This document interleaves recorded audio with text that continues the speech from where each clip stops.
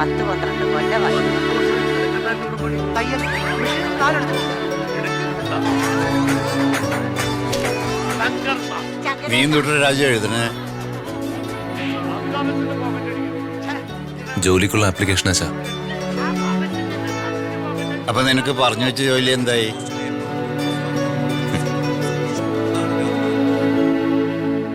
മിനിസ്റ്ററുടെ P ആയിരുന്ന ആളല്ലേ. ഇവിടുത്തെ ജോലിക്കൊക്കെ നിൽക്കുവോ? മിനിസ്റ്റർ തിരിച്ചു വിളിച്ചാ പോകുവോ? അയാൾക്ക് എല്ലാം സംശയ. അതുകൊണ്ട് ആ ജോലി ഞാൻ വേണ്ടാന്ന് വെച്ചു. നീ വിഷമിക്കണ്ട മോനെ, ഒരു വഴി തെളിയാതിരിക്കില്ല. അല്ലേ ഋതിക മാഡം? നമസ്കാരം. പ്രധാന വാർത്തകൾ. ഈ വരുന്ന നിയമസഭാ ഇലക്ഷനിൽ മത്സരിക്കാൻ പ്രതാപവർമ്മ യോഗ്യനല്ല എന്ന് ഹൈക്കോടതി. തന്റെ രാഷ്ട്രീയ ജീവിതത്തിൽ ഇതുവരെ യാതൊരു ബ്ലാക്ക് മാർക്കുമില്ലാത്ത പ്രതാപവർമ്മയ്ക്ക് നേരെ ലഭിച്ച ഗുരുതരമായ പരാതിയിന്മേലാണ് അടിയന്തര നടപടി സ്വീകരിച്ചത്. പതിറ്റാണ്ടുകളായി രാഷ്ട്രീയത്തിൽ കളങ്കമില്ലാത്ത പ്രവർത്തനങ്ങൾ കാഴ്ചവെച്ച പ്രതാപവർമ്മയ്ക്കെതിരെ ഇതാദ്യമായാണ് ഇങ്ങനെ ഒരു അഴിമതി ആരോപണം ഉയരുന്നത്. പ്രതിപക്ഷത്തിന്റെ വിമർശനങ്ങൾ വർമ്മ സാറിനെതിരായി ആരെന്ത് പരാതി കൊടുക്കാന്? അങ്ങനെ കൊടുത്താലും ആ പരാതി കള്ളപ്പരാതിയായിരിക്കും. അല്ലെങ്കിൽ മീഡിയക്കാര് വാർത്ത ഉണ്ടാക്കാൻ വേണ്ടി പടച്ചുവിടുന്ന നുണയായിരിക്കും. അല്ല പിന്നെ ഇത്ര വർഷമായിട്ട് രാഷ്ട്രീയത്തിലുള്ള ആളാ വർമ്മ സാറ്. ഇതുവരെ ഇല്ലാത്തൊരു പുകിലാണല്ലോ ഇത്.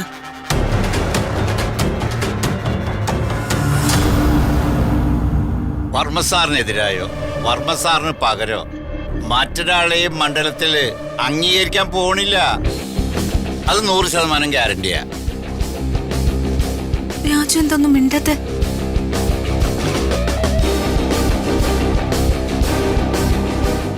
അച്ഛനും അമ്മയും പറഞ്ഞത് മാഡം കേട്ടില്ലേ? വർമ്മ സാറിനോട് അവര് പറഞ്ഞതാ ഈ നാട്ടിലെ എല്ലാവരുടെയും വികാരം. മാഡം ധൈര്യമായിട്ടിരിക്കെ. ഇതൊക്കെ ഇലക്ഷൻ സമയത്ത് പതിവുള്ളതാ. മാഡം നോക്കിക്കോ, വർമ്മ സാറിന്റെ പേരിലുള്ള ആരോപണം വെറുതെ ആണെന്ന് കോടതിക്ക് ബോധ്യാവും. അത് സത്യം. നടന്നത് തന്നെ. വർമ്മ സാറിന്റെ പേരിലുള്ള കംപ്ലൈന്റ് എന്താണെന്ന് രാജു അറിയുമ്പോ ഈ കോൺഫിഡൻസ് ഒക്കെ താനെ ഒരുക്കി പൊക്കോളൂ. ഇല്ല രാജു, ഇതങ്ങനെയൊന്നും അല്ല. എന്തോ വലിയ പ്രശ്നം അങ്ങനെ എന്റെ മനസ്സ് പറയുന്നു.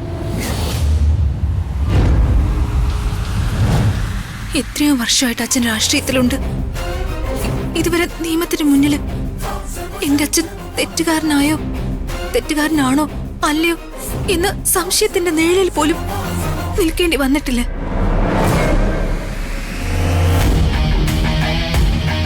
അച്ഛൻ ഇലക്ഷന് മത്സരിക്കേണ്ടെന്ന് തീരുമാനം എടുത്തിരിക്കുന്നത് കോടതിയാ.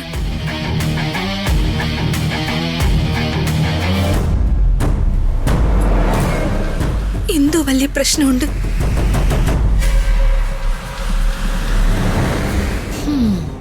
അവൾക്ക് കാര്യം മനസ്സിലായി. ഇത്രയും നാളും അച്ഛന്റെ നിഴലായിട്ട് കൂടെ രാജു ഉണ്ടായിരുന്നു. രാജു അച്ഛന്റെ കൂടെയില്ലാത്ത തക്കം നോക്കി അച്ഛനെതിരെ വലിയ നീക്കങ്ങളാ ഉണ്ടാവുന്നത്. അത് മുളയിലെ നുള്ളിയില്ലെങ്കിൽ അച്ഛന്റെ രാഷ്ട്രീയ ജീവിതത്തെ തന്നെ ചിലപ്പോഴത് ബാധിക്കും. ഋതിക മാഡം പറഞ്ഞു ശരിയാ മോനെ. നമ്മൾ വിചാരിക്കുന്ന പോലെ അത്ര എളുപ്പത്തിൽ തീർക്കാവുന്ന പ്രശ്നമല്ല വർമ്മ സാറ് നേരിടുന്നെങ്കിലോ.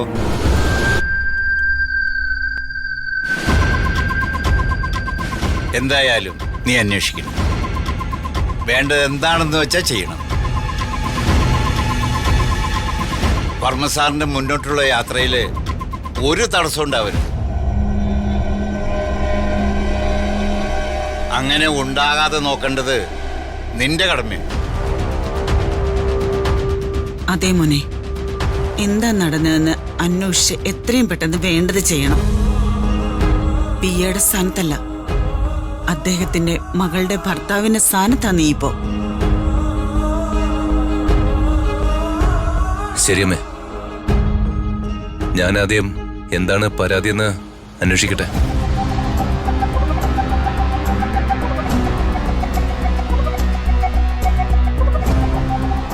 രാജു, ഞാനും വരാം.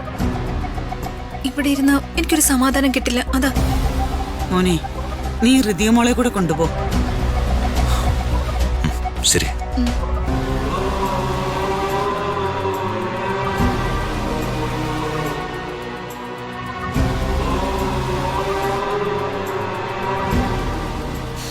ചെല്ല്. ചെന്ന് അംബികാമ്മയുടെ ഒപ്പിച്ചു വെച്ചിട്ടുള്ള കുരുക്ക് കണ്ട് ബോധ്യപ്പെടും. എന്നിട്ട് രണ്ടുപേരും തിരിച്ചു പോര്. ബ്രഹ്മാവ് വിചാരിച്ചാ പോലും വർമ്മ സാറിന്റെ രാഷ്ട്രീയ ഭാവി മാറ്റി എഴുതാനാവില്ല.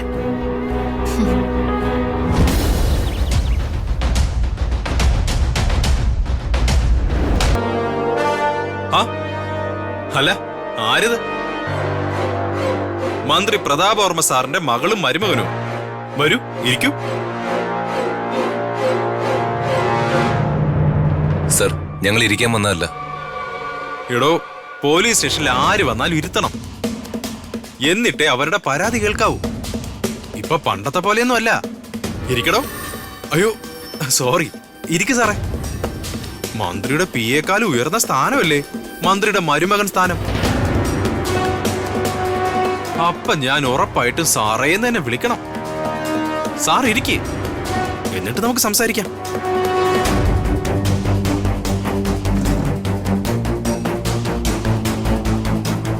മാഡത്തിനും ഇരിക്കാം. ഇനിയിപ്പോ ഭർത്താവിനോടുള്ള ബഹുമാനം കൊണ്ടാണ് നിൽക്കുന്നതെങ്കിൽ ഇരിക്കാൻ ഞാനായിട്ട് നിർബന്ധിക്കുന്നതേയില്ല. സർ, ഞങ്ങൾ ഒരു കാര്യം അന്വേഷിക്കാനാണ് വന്നത്. ഓക്കെ ഓക്കെ, പറയേ, കേക്കട്ടെ. വർമ്മ സാറിനെതിരെ ഇവിടെ ഒരു പരാതി ലഭിച്ചു എന്നറിഞ്ഞു. അതെ, അതിന് സർ, ആ പരാതി എന്താണെന്നും ആ പരാതി ആര് തന്നോന്ന് അറിയാനാ ഞങ്ങൾ വന്നത്. ആ, ഇതൊക്കെ അറിഞ്ഞിട്ട് രാജു എന്ത് ചെയ്യാൻ പോകുന്നു? സർ, വർമ്മ സാറിന്റെ പേരില് നാളെ ഇതുവരെ ഒരു അലിഗേഷൻ ഉണ്ടായിട്ടില്ല. ഇതാരോ മനഃപൂർവ്വം തന്ന കള്ള പരാതിയാ. എടോ, ഇത് കള്ള പരാതിയൊന്നും അല്ല. കാരണം ഈ പരാതിയിൽ സാക്ഷിയായി ഒപ്പിട്ടിരിക്കുന്നത് വർമ്മ സാറിന് ഏറ്റവും അടുത്ത ആള് തന്നെയാണ്.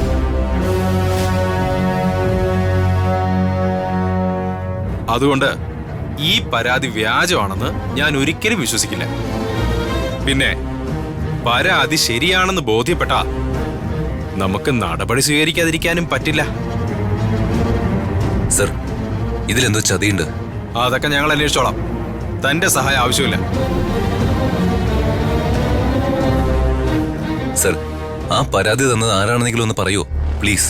അല്ല രാജു, ഞാനും ചോദിച്ചോട്ടെ, നിങ്ങൾ ഭാര്യയും ഭർത്താവും തമ്മിൽ നല്ല സ്വരച്ചേർച്ചലല്ലേ? വർമ്മ സാറിനെതിരെയുള്ള കേസും ഞാനും ഋതിക മേഡമായിട്ടുള്ള കുടുംബജീവിതം തമ്മിൽ എന്താണ് സർ ബന്ധം? ഉണ്ടോ? അതുകൊണ്ടാ ഞാൻ ചോദിച്ചത്, നിങ്ങൾ ഭാര്യയും ഭർത്താവും തമ്മിൽ നല്ല സ്വരച്ചേർച്ചലല്ലേ എന്ന്. തനിക്ക് അറിയേണ്ട കാര്യം താൻ എന്നോടല്ല ചോദിക്കേണ്ടത്, ഈ മാഡത്തിനോടാ. കാരണം പരാതിയിൽ സാക്ഷിയായി ഒപ്പിട്ടിരിക്കുന്നത് ഈ മാഡമാ.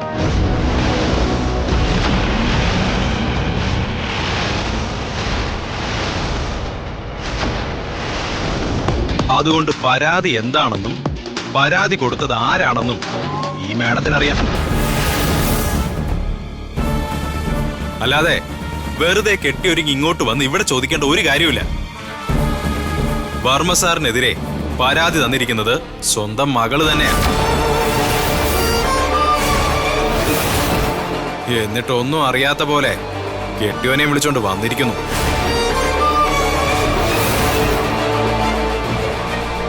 എന്താ മേഡം ഇതൊക്കെ? സാറ് പറയുന്നതൊക്കെ നേരാണോ?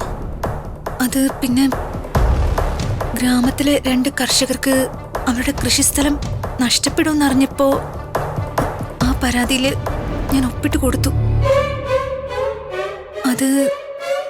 അത് അച്ഛനെതിരെയുള്ള പരാതിയാണെന്ന് എനിക്കറിയില്ലായിരുന്നു രാജു.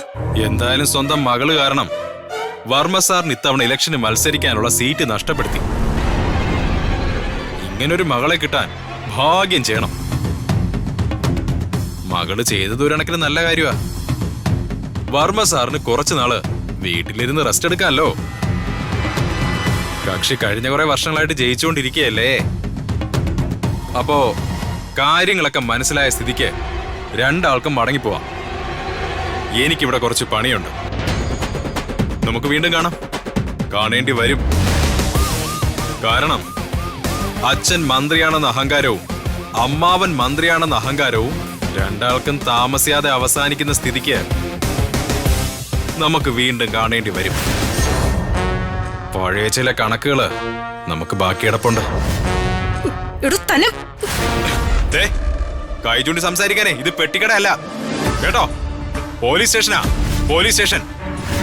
ദേ, ഷോ കാണിച്ചോണ്ടല്ലോ ജനമൈത്രിയൊക്കെ ഞങ്ങളങ്ങ് മറക്കും. പിന്നെ ശ്വാസം വിടാൻ പറ്റില്ല, പറഞ്ഞേക്കാം. വിളിച്ചോണ്ട് പോടോ ഇതിനെ. വാ മേഡം, നമുക്ക് വേറെ വഴി നോക്കാം.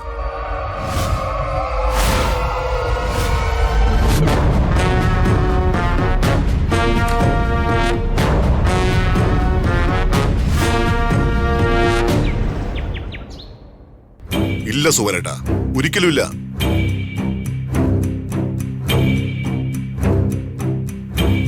എനിക്ക് എന്തൊക്കെയാണ് ഇവിടെ സംഭവിക്കുന്നതെന്ന് എനിക്ക് മനസ്സിലാവുന്നില്ല. ആ, ഞാൻ വിളിക്കാം സുവനേട്ടാ.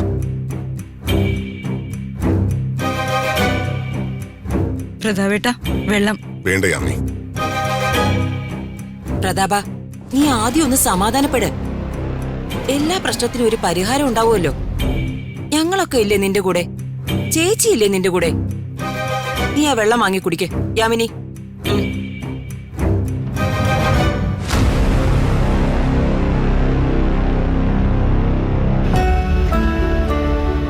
നിന്നോട് വിരോധമുള്ള ആരോ ചെയ്ത ചതിയാണെന്ന് ഉറപ്പാ.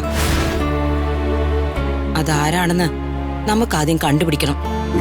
അതെ ചേച്ചി, ഈ ഇലക്ഷനിൽ ഞാൻ ഉണ്ടാവാൻ പാടില്ലെന്ന് തീരുമാനിച്ചുറപ്പിച്ച് ശത്രുക്കൾ ചെയ്തതാണിതെന്ന് എനിക്ക് മനസ്സിലായി. ഇത് ചെയ്തതാരായാലും ഇനി ഒരിക്കലും ചെയ്യാൻ അവർക്ക് ധൈര്യമുണ്ടാകാത്ത ശിക്ഷ അവർക്ക് ഞാൻ നൽകും. നേരെ വന്ന ആയുധങ്ങളൊക്കെ തകർത്തേ പ്രതാപവർമ്മയ്ക്ക് ശീലമുള്ളൂ. ഒരു യുദ്ധത്തിന് നേരിട്ടിറങ്ങണമെന്ന് എന്നെ വെല്ലുവിളിക്കുന്നവരാരായാലും അവരെ നേരിട്ടിറങ്ങി മുഖത്തോട് മുഖം നോക്കി നേരിടാൻ ഞാൻ തയ്യാറാ. പ്രതാപ, ഇരിക്ക്. ഞങ്ങളൊക്കെ ഇല്ലേ ഇവിടെ. ദീപക്കെ, നീ ആ CA ഫോൺ ചെയ്. ആരാണ് എന്റെ അനിയനെതിരെ ആ പരാതി കൊടുപ്പിച്ചതെന്ന് എനിക്ക് ഇപ്പൊ അറിയണം. കർഷകരുടെ പരാതിയിൽ സാക്ഷി ഒപ്പിട്ട് നൽകിയത് ആരാണെന്ന് CA വിളിച്ച് ചോദിക്കേ. വേഗം. ശരി അമ്മേ.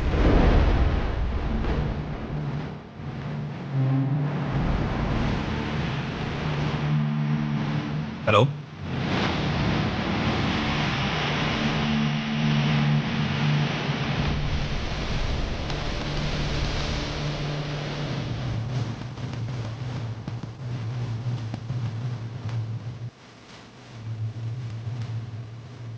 അമ്മേ, അമ്മങ്ങ വന്നേ.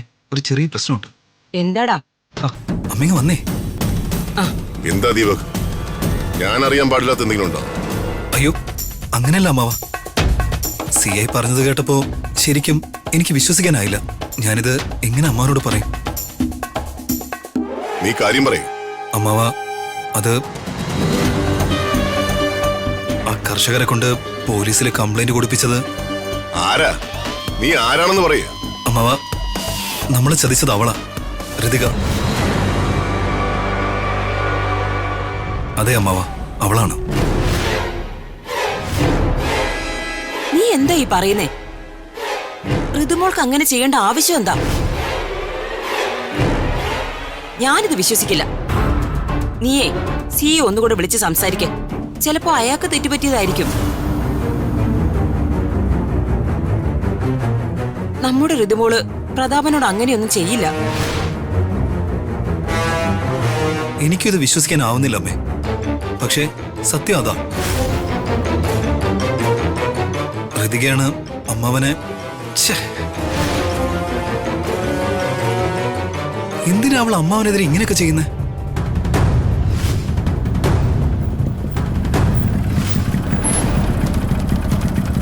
അമ്മേ, ദേ.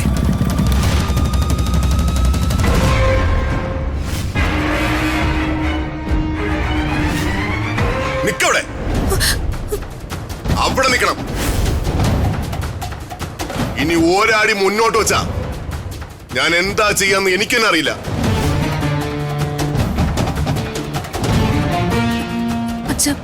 വേണ്ട, അങ്ങനെ വിളിക്കാനുള്ള യോഗ്യത എന്നോ നിനക്ക് നഷ്ടമായതാ.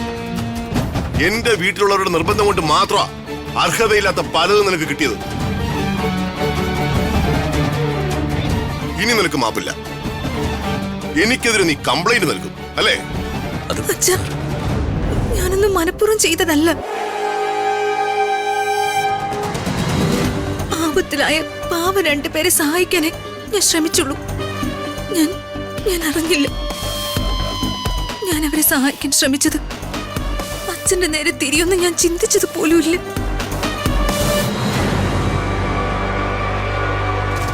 എന്റെ ബുദ്ധിമോശം കൊണ്ട് സംഭവിച്ചു പോയതാ. ഞാൻ മനഃപൂർവ്വം അല്ല അച്ഛാ, സത്യം. മിണ്ടരുത് നീ. എന്താ നിന്റെ ഉദ്ദേശം എനിക്ക് മനസ്സിലാവുന്നില്ല. പറ, എന്താ? എന്നെ ഉപദ്രവിക്കാതിരിക്കാൻ നിനക്ക് എന്താ വേണ്ടത്? സ്വത്തോ, പണോ, അതോ എന്നെ കരിവാടി തേച്ച് എന്റെ സ്ഥാനത്തേക്ക് വരാനാണോ നീ ആഗ്രഹിക്കുന്നത്? എന്നെ ഇങ്ങനെ ഇഞ്ചിഞ്ചായി കൊല്ലുന്നതിന് പകരം നിനക്ക് എന്താ വേണ്ടെന്ന് പറയുക.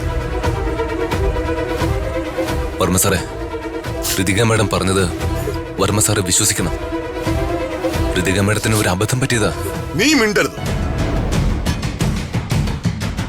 ഇറങ്ങോടുന്ന്. എന്റെ കൺമുന്നിൽ നിന്ന് ഈ നിമിഷം നിങ്ങൾ ഇറങ്ങി പോയില്ലെങ്കിൽ മകളാണ്, മകളുടെ കെട്ടിയവനാണെന്ന് ഞാൻ നോക്കില്ല. നീ ഇവളുടെ കഴുത്തിൽ താലി കെട്ടിയത് മുതൽ എന്റെ രാഷ്ട്രീയ ജീവിതത്തിൽ ചീത്തപ്പേര് മാത്രമേ ഞാൻ കേട്ടിട്ടുള്ളൂ. അത് അവസാനിപ്പിക്കാനാ രണ്ടുപേരും ശ്രമിക്കുന്നത് എനിക്കിപ്പോ മനസ്സിലായി. നന്നായി. ഇനിയും ക്ഷമിക്കാൻ വർമ്മ ദൈവമൊന്നുമല്ല.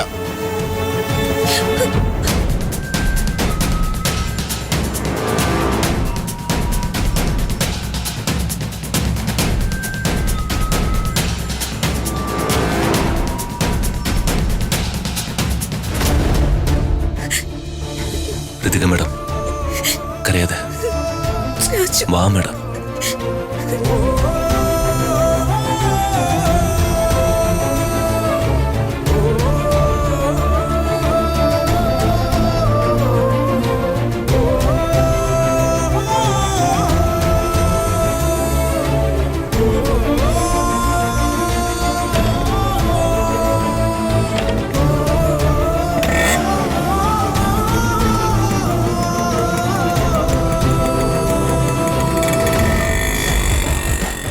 അങ്ങനെ ഋതികയുടെയും രാജുവിന്റെയും കഥ പ്രതാപന്റെ ജീവിതത്തിൽ നിന്ന് എന്നേക്കുമായി അവസാനിച്ചു.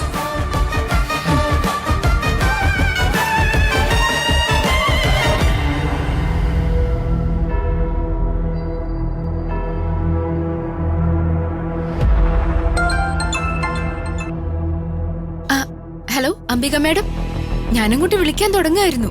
എന്താ അവിടുത്തെ സിറ്റുവേഷൻ? ഇവിടെ ഡബിൾ ഓക്കെ. പ്രതാപനെ അവൾക്ക് കണക്കിന് കൊടുത്ത് ഇറക്കി വിട്ടിട്ടുണ്ട്. അല്ല, അവിടെ എന്തായി കാര്യങ്ങള്? ആ കർഷകര് നിന്റെ കസ്റ്റഡി തന്നെ അല്ലേ? അതോർത്ത് അംബിക മാഡം ടെൻഷൻ അടിക്കണ്ട. ഇനി രമ്യ വിചാരിച്ചാലേ അവര് പുറം ലോകം കാണും. വെറും പാവങ്ങളാണെന്നേ. ഞാൻ പറഞ്ഞതെല്ലാം അവര് കണ്ണടച്ച് വിശ്വസിച്ചു. ആണോ? ശരി.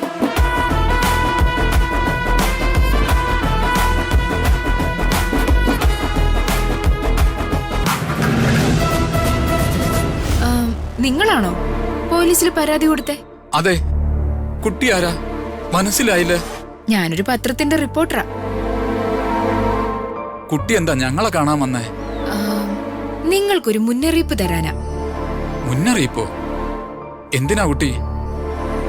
നിങ്ങൾക്ക് എന്റെ മുത്തശ്ശന്റെ മുത്തശ്ശിയുടെയും പ്രായമുണ്ട്. നിങ്ങളുടെ നന്മയ്ക്ക് വേണ്ടിയാ ഞാനിപ്പോ ഓടി വന്നത്. നിങ്ങൾ എത്രയും പെട്ടെന്ന് ഈ സ്ഥലം ഒഴിഞ്ഞു പോണം. മോളെ, ഞങ്ങൾ എന്തിനൊഴിഞ്ഞു പോണം? ഈ സ്ഥലം എനിക്ക് പാരമ്പര്യമായിട്ട് കിട്ടിയതാ. ഇവിടെ കൃഷിപ്പണി ചെയ്താ ഞങ്ങളെ കുടുംബം പോറ്റുന്നേ. നിങ്ങൾ പറയുന്നത് ശരിയായിരിക്കും. പക്ഷേ ഇനി നിങ്ങൾ ഇവിടെ നിന്നാ നിങ്ങളുടെ ജീവന് കൂടി ആപത്താണ്. അതുകൊണ്ടാ ഞാൻ പറയുന്നേ, നിങ്ങൾ എത്രയും പെട്ടെന്ന് ഇവിടെ വിട്ടു പോണം. മോളെ, ഞങ്ങൾ പോലീസിൽ പരാതി കൊടുത്തു. ഞങ്ങളെ അവരെ സംരക്ഷിച്ചോളും.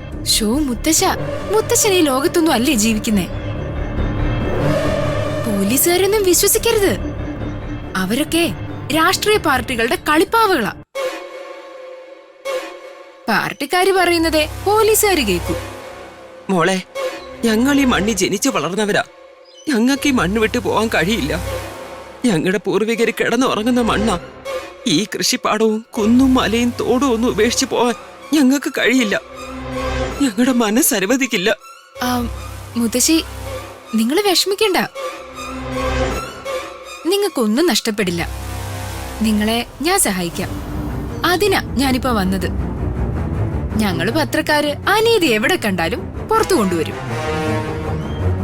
മുത്തശ്ശനും മുത്തശ്ശിക്കും എന്നെ ധൈര്യമായിട്ട് വിശ്വസിക്കാം. ഞാൻ നിങ്ങളുടെ ഒപ്പം ഉണ്ടാവും. ദേ, രണ്ടാളും ഞാൻ പറയുന്നത് കേൾക്കണം. ഇപ്പൊ രണ്ടുപേരും എന്നോടൊപ്പം വരണം. ഞാൻ നിങ്ങളെ സഹായിക്കാം. വരില്ലേ? നിങ്ങൾക്ക് നിങ്ങളുടെ ഭൂമി തിരികെ കിട്ടണ്ടേ? വേണം. ആ, എങ്കി എന്നോടൊപ്പം വാ. നിങ്ങൾക്ക് എന്നെ വിശ്വാസം ഇല്ലാന്ന് തോന്നുന്നു. അതല്ല മോളെ. മുത്തശ്ശ ധൈര്യമായിട്ട് വന്നോളൂ. നിങ്ങൾക്ക് എന്നെ 100% വിശ്വസിക്കാം. വരൂ, വാ.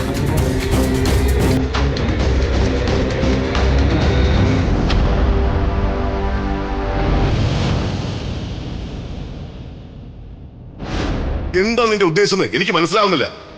പറ, എന്താ? എന്നെ ഉപദ്രവിക്കാതിരിക്കാൻ നിനക്ക് എന്താ വേണ്ടത്?